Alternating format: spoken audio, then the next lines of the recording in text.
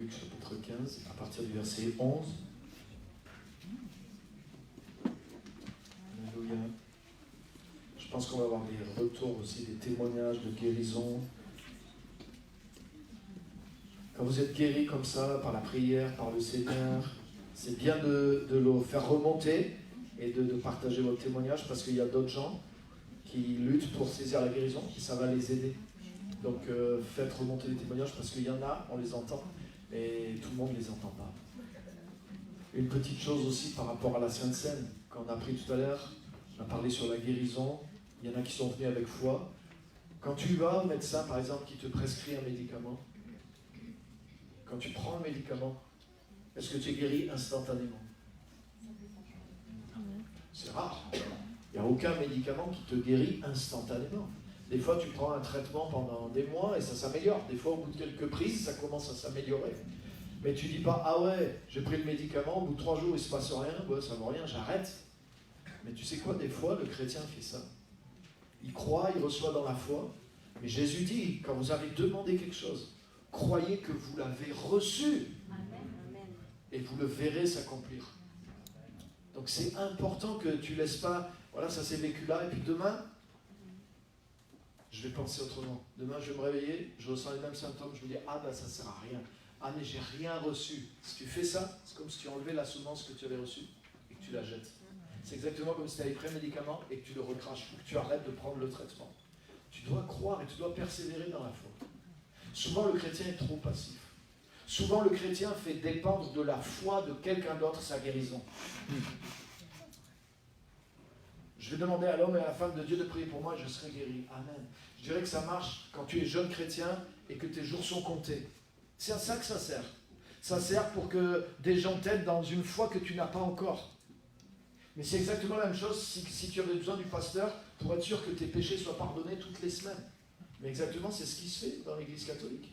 Tu viens, tu te confesses, tu prends et tu crois à chaque fois, parce que tu ne sais pas t'approprier toi-même le pardon qui est en Jésus-Christ. Mais si tu comprends la parole de Dieu, tu n'as pas besoin de... Tu sais que le sang de Jésus, tu sais comment utiliser les bienfaits de la croix pour vivre dans la grâce, pour vivre dans le pardon, c'est vrai ou c'est pas vrai? Et maintenir ta communion avec le Seigneur Jésus. Mais tu peux faire la même chose avec ta santé. Mais tu dois être actif dans ta foi. Donc si tu as cru, tu t'es approché avec foi, pense comme un médicament. J'ai pris mon médicament. Maintenant, je crois que ce médicament va agir. Alléluia. Et si au bout de quelques temps, je trouve que ça ne s'est pas assez amélioré, reprends une dose de médicament. Ce n'est pas interdit de reprendre la foi, ce n'est pas interdit d'utiliser la parole, ce n'est pas interdit de prendre la position de main, de prendre quelque chose, mais bats-toi pour ta foi, bats-toi pour ta guérison. Tu dois être actif aussi, ça ne dépend pas de la foi et du don de quelqu'un d'autre. Est-ce que vous êtes là? Amen. Ça, c'est une parenthèse pour ce qui vient de se passer. Et maintenant, j'ouvre quelque chose pour ce qui est en train d'arriver. Alléluia! Donc, on est dans cette campagne, dans ce mois du fils et des filles prodigues. Et notre désir, c'est vraiment de... Et je le dis pour ceux qui suivent en ligne aussi. C'est pour dire, ici, c'est la maison du Père. L'église est la maison du Père. Un jour, quelqu'un m'a dit, je reviens si tu m'acceptes dans ton église. Je lui dis, mais c'est pas mon église. Et si Dieu t'a accepté, qui suis-je pour ne pas t'accepter? Amen. Et même si j'avais une attitude fermée envers toi et que je ne prendrais pas l'attitude de t'accepter, mais ça ne change rien au fait que Dieu t'a accepté. Amen. Si tu reviens à Dieu, Dieu t'accepte et tu fais partie de sa maison. Tu es membre du corps de Jésus-Christ. À partir du moment où tu appartiens à Christ et que Christ vit en toi, tu fais partie de l'Église.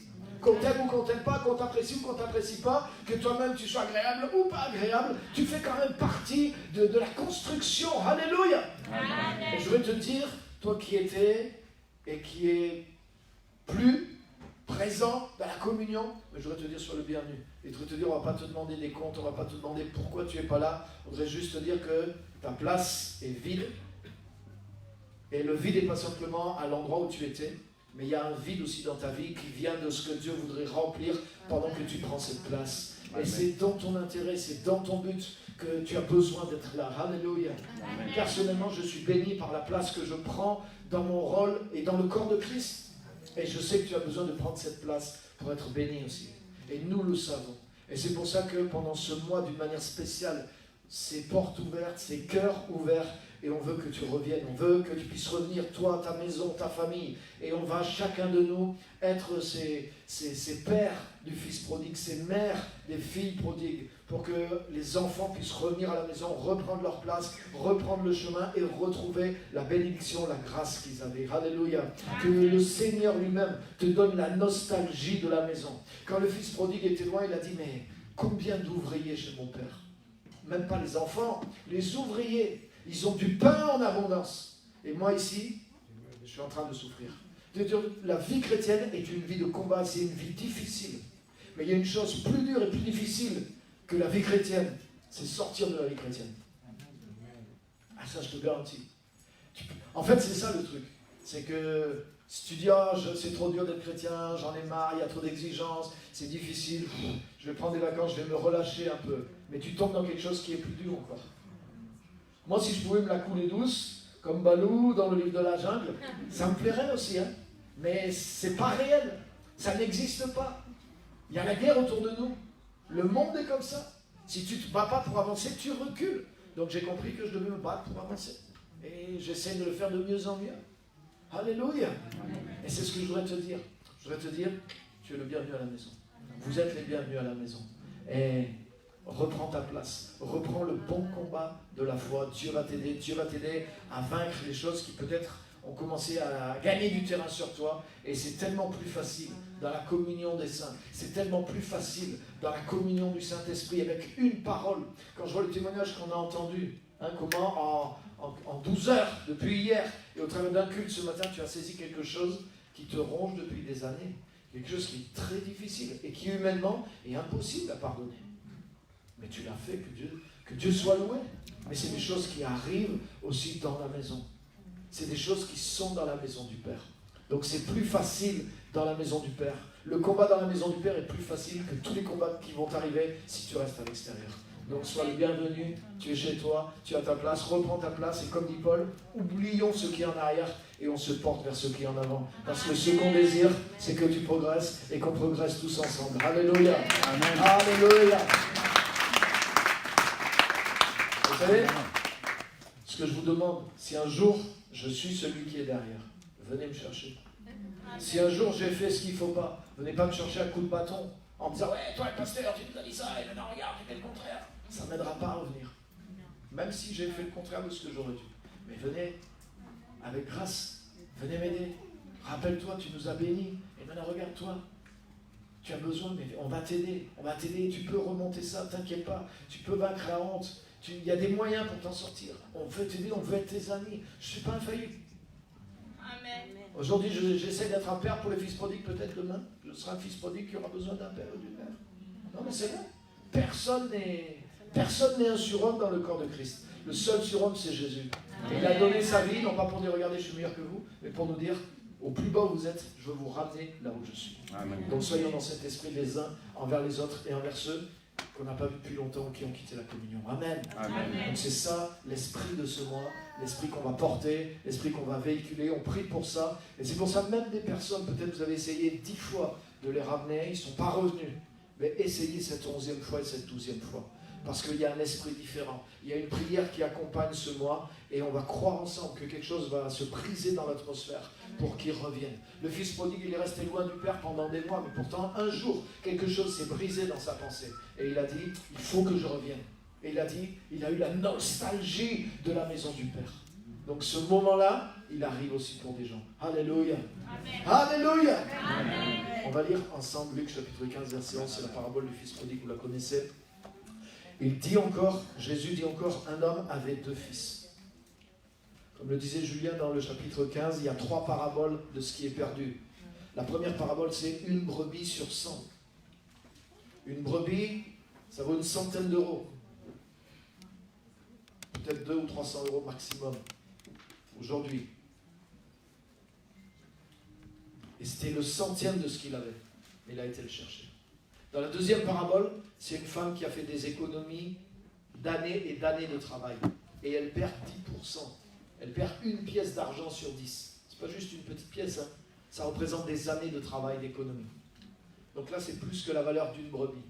Et c'est pas juste 1% de ce qu'elle avait, c'est 10% de ce qu'elle avait.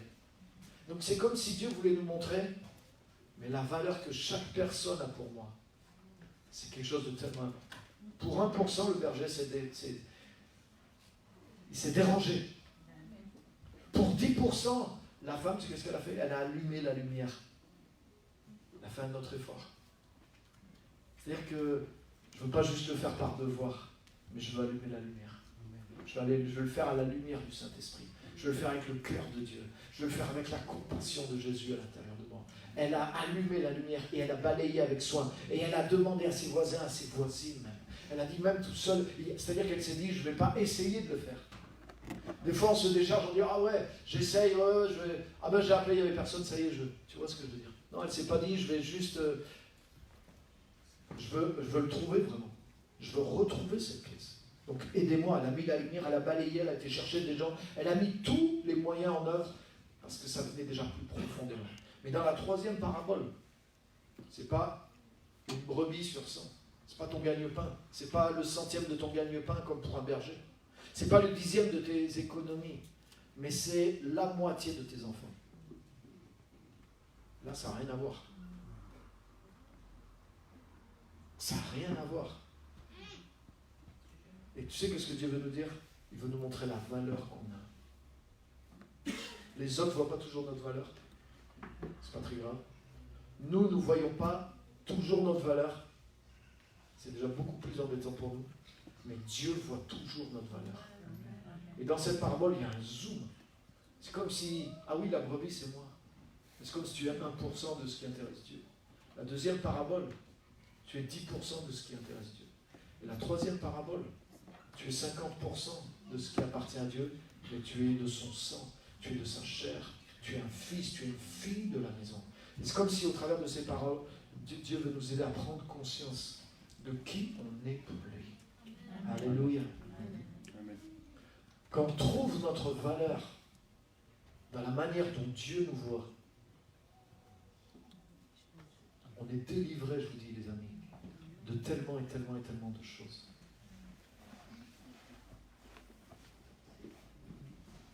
Et j'aimerais te dire, ça va arriver d'un seul coup, dans un week-end de rencontre. Ce n'est pas la réalité. Moi, c'est des choses qui continuent de m'arriver depuis plus de 30 ans. Je grandis dans ça. Et à chaque fois que je saisis quelque chose de plus, ça me libère. Ça me libère. Alléluia. Alléluia. Amen. Tout ne vient pas, excusez-moi, par le miracle.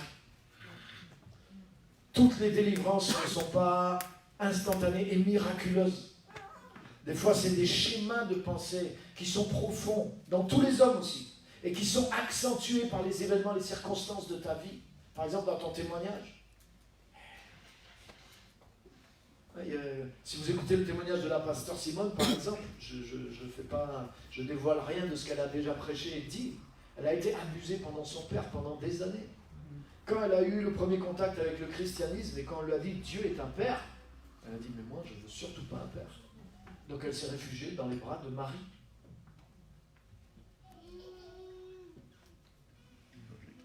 Mais Dieu l'a amenée, Dieu l'a guérie. Aujourd'hui, elle sait ce que c'est l'amour de Dieu, l'amour du Père. Mais imagine, c'est normal. Mais ça prend du temps, ces choses-là aussi.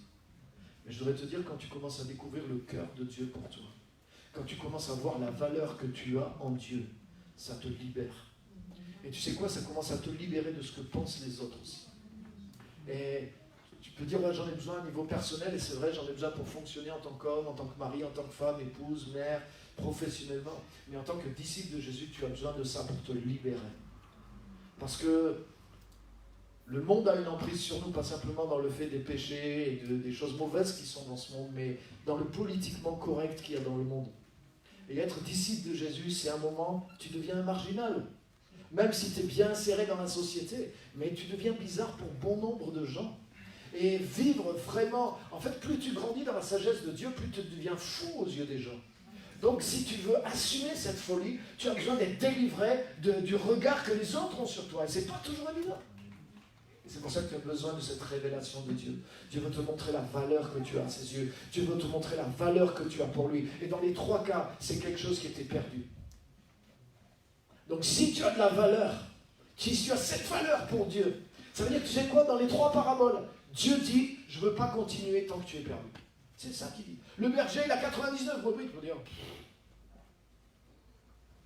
tu sais quoi? Tu pourrais dire, amène-moi 2 béliers. Et tu vas voir, je vais passer de 100 brebis à 150. Ben oui. Avec 2 béliers et des brebis, dans 6 mois, j'ai 150 brebis. Je vais oublier celle qui était perdue. Mais le berger, tu crois qu'il ne connaît pas? Il connaît tout ça. Mais il dit, je me rappelle 7 brebis là. Et je ne veux pas continuer tant qu'elle n'est pas là. La femme, elle a gagné 90% de ses avoirs. Elle pourrait dire, je vais réinvestir ces 90%, je vais me refaire. Elle a dit, je ne continue pas tant que je n'ai pas récupéré l'autre. Et le père, il aurait pu dire aussi, j'ai un héritier. Lui, au moins, il ne m'a pas bousillé mon héritage. Ben, c'est lui qui aura tout. Je déshérite l'autre. J'oublie ce que l'autre, il a dit non. Je ne continue pas tant qu'il n'est pas revenu. Et il attendait qu'il revienne. Alléluia. Et ça, c'est ton Dieu. Ça, c'est mon Dieu. Ça, c'est ton Dieu aussi. C'est-à-dire qu'il ne veut pas continuer sans toi. Tu te rends compte? Ça veut dire que nous, on est capable de penser, je vais essayer de continuer sans lui. Même des fois, ce n'est pas décidé, mais c'est ce qui nous arrive. Mais lui, il dit, je ne veux pas continuer sans toi. Alléluia. Amen. Alléluia. Amen. Il est comme ça. Il est comme ça. Il veut que de nouvelles personnes soient gagnées, mais il ne veut pas que ceux qui l'ont connu restent heureux. Je ne veux pas continuer sans toi. Je ne veux pas continuer sans toi. Parce que tu as de la valeur à mes yeux. Comme il dit dans le prophète Ésaïe, tu as du prix à mes yeux. Et c'est pourquoi je te rachète, parce que je t'aime et parce que tu as du prix à mes yeux. Tu sais, le prix d'un enfant de Dieu, c'est le prix exact de la vie de Jésus-Christ. Jésus-Christ a donné sa vie pour chacun d'entre nous. Ça veut dire que, tu sais, c'est le vendeur qui décide du prix de ses produits. Ce n'est pas l'acheteur.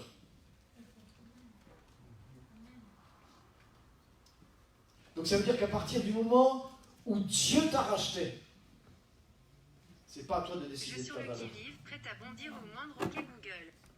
Qu'est-ce que je peux faire? Tu peux t'arrêter si tu veux faire quelque chose pour moi.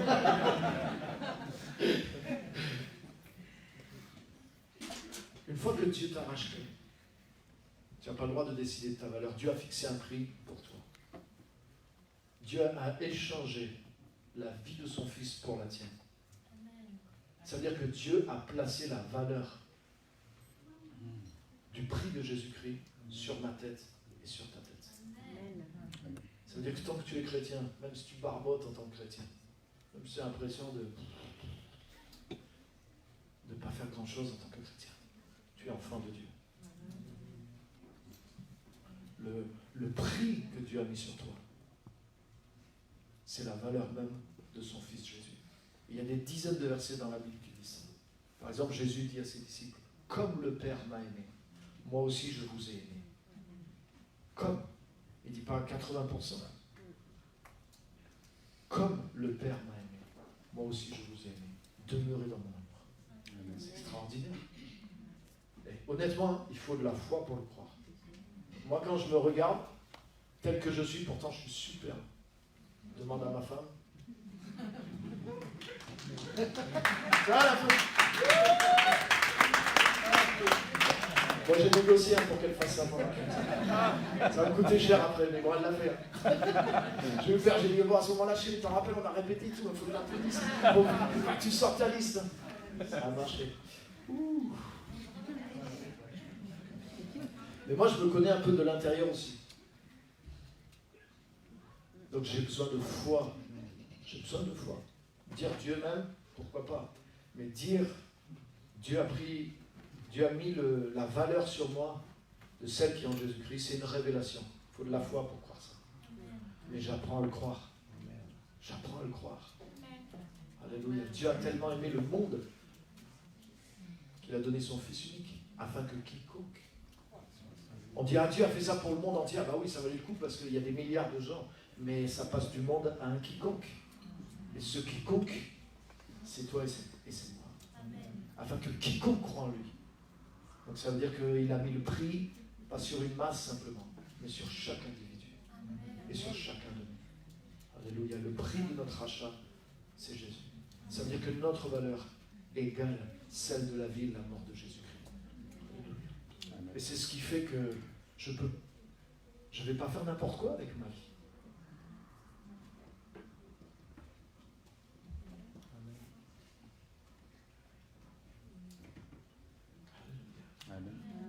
Avant, tu sais pourquoi j'ai fait des choses indignes avec ma vie? Parce que je n'avais pas conscience de ma valeur.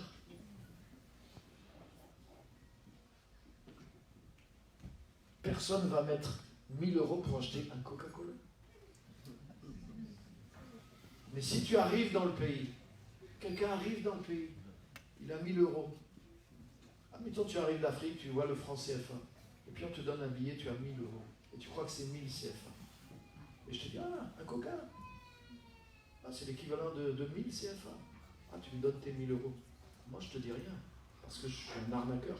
Je vais ramasser tes 1000 €, je vais te donner un Coca. Parce que pour toi, 1000 CFA, ça va, un Coca, c'est correct. Mais là, c'est 1000 € que tu as donné.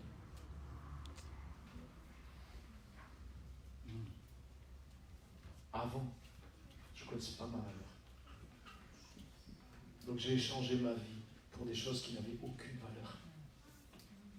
Mais aujourd'hui, la valeur que Jésus-Christ a mise sur moi, je commence à y croire. Et je veux échanger ma vie pour des choses qui ont une valeur extraordinaire. Je vais échanger ma vie pour que le destin d'autres personnes soit changé. Je vais échanger ma vie pour que des milliers de gens parviennent à la connaissance de Jésus-Christ. Je veux échanger ma vie pour que ma famille, mes enfants soient les meilleurs qu'il y a dans le monde. Alléluia. Pour la gloire de Dieu. Je veux échanger ma vie pour que les gens qui sont dans cette église et qui en veulent pour Jésus-Christ deviennent des gens qui vont percer dans les nations. Peut-être vont sortir de nulle part. Mais je veux te dire, Jésus est sorti de Nazareth. Il est sorti de Galilée. Et les gens disaient, est-ce qu'il y a quelque chose de bon qui peut sortir de Galilée? Jésus est né dans une étable. Tout ce qui brille n'est pas d'or. Mais il faut les yeux pour voir ce qui a de la valeur. Et si tu as les yeux de Dieu, tu vas découvrir ce qui a vraiment de la valeur. Et tu dois commencer par voir toi-même et ta propre vie. Alléluia. Et c'est vrai pour chaque personne. Et je veux vous dire, Dieu a tellement aimé le monde que Jésus a sacrifié sa vie pour que chacun retrouve la valeur qu'il avait, que chacun retrouve la valeur qu'il avait perdue. Le diable nous a volé, le monde nous a volé, mais Jésus-Christ est venu pour qu'on retrouve la valeur qu'on avait et pour que cette pièce, cette brebis, ce fils prodigue, pas simplement « Ah, il est perdu, il est sauvé », mais maintenant qu'il a été retrouvé, il donne le meilleur.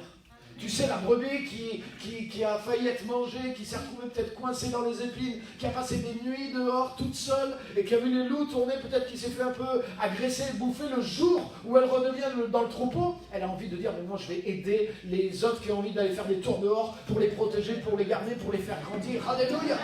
Le fils qui a été perdu, une fois qu'il est revenu, tu sais quoi, il n'a pas dit, hey, papa, refile-moi une deuxième fois l'héritage pour que j'aille le dépenser dans le monde avec les prostituées. Il a compris qu'il valait plus que ça. Il a compris qu'il pouvait faire quelque chose d'extraordinaire avec ce que son père avait mis entre ses mains. Alléluia.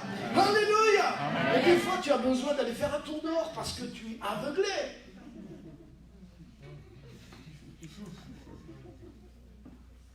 Quand tu as fait ton petit tour et que tu t'es bien grillé, et que tu as bien perdu, et que tu reviens, tu ne vas pas revenir simplement là où tu étais avant de sortir.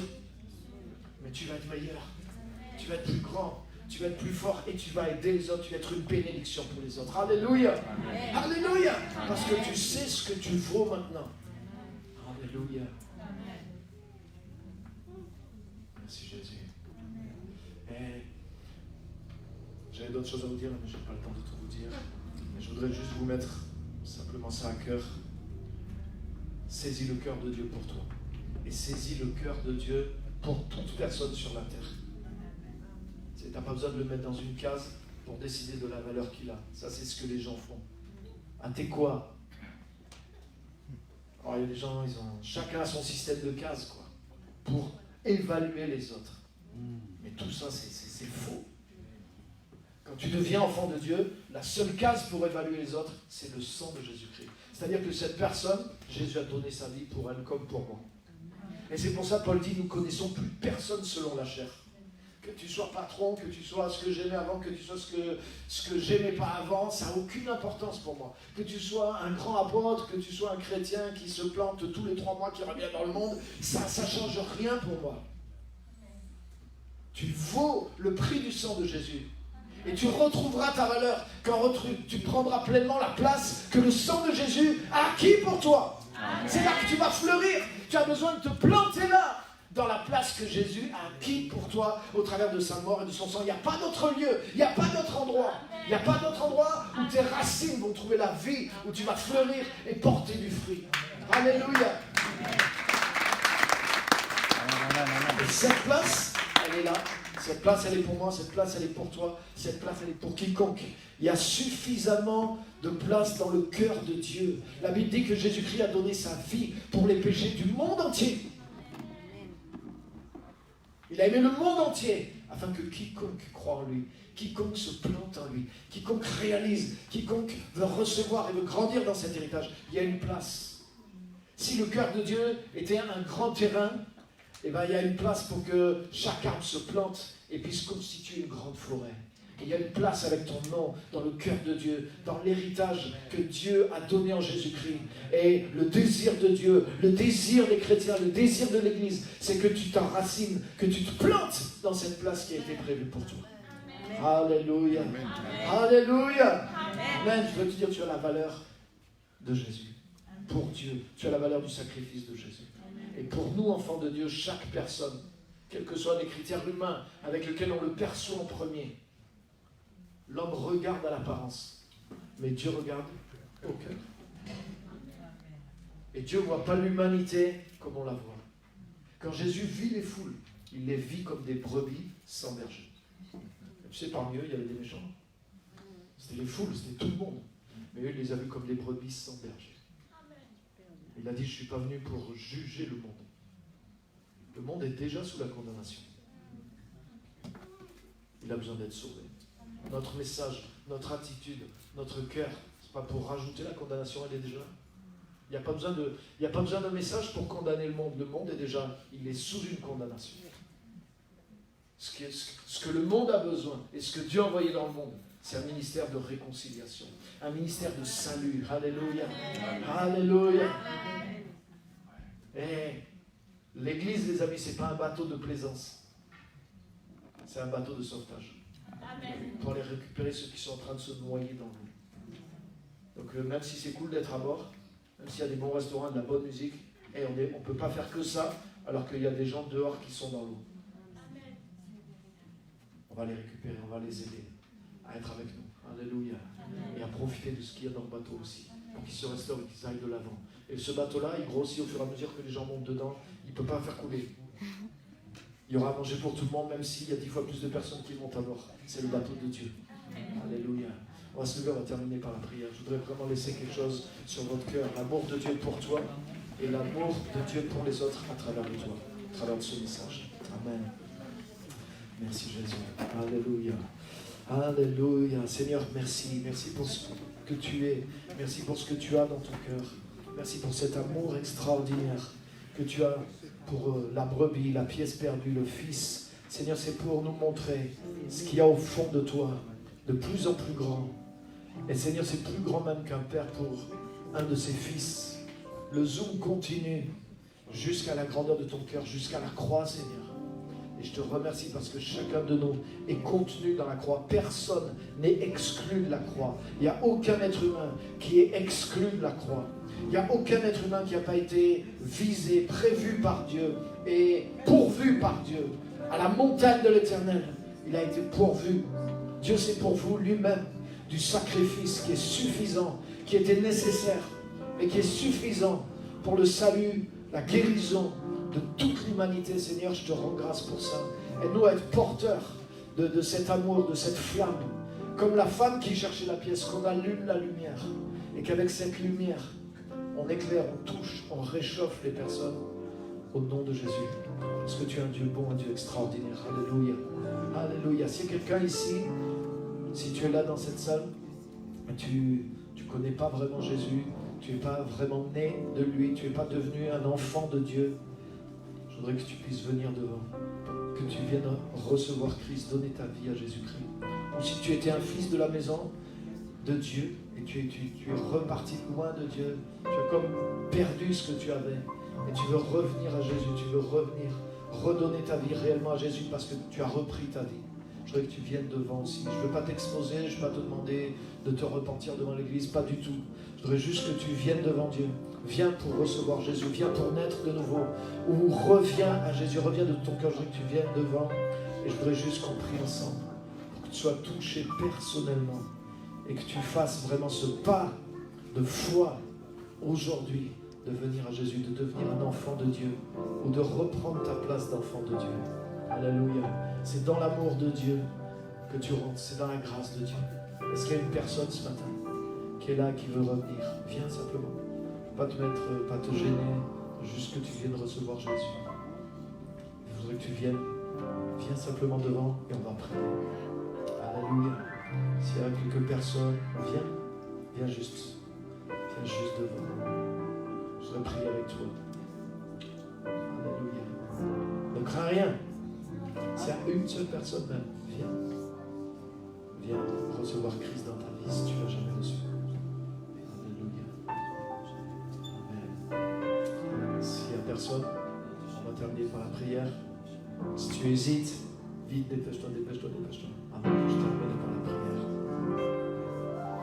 Alléluia. On va terminer par la prière. Seigneur, merci. Merci pour ton amour et ta grâce. Merci pour ta guérison. Merci de nous avoir eu en pensée pour le plan du salut. Et merci pendant tout ce mois, Seigneur. Tu mets cet amour, cette pensée, cet état d'esprit dans notre cœur envers tous les gens qu'on va voir, ceux aussi qu'on va rechercher, retrouver. Et Seigneur, que au travers de tes bras, au travers de nous, les gens soient accueillis, soient touchés et que la grâce de Dieu les atteigne et les garde pour de bon en toi, Seigneur, et dans ton plan.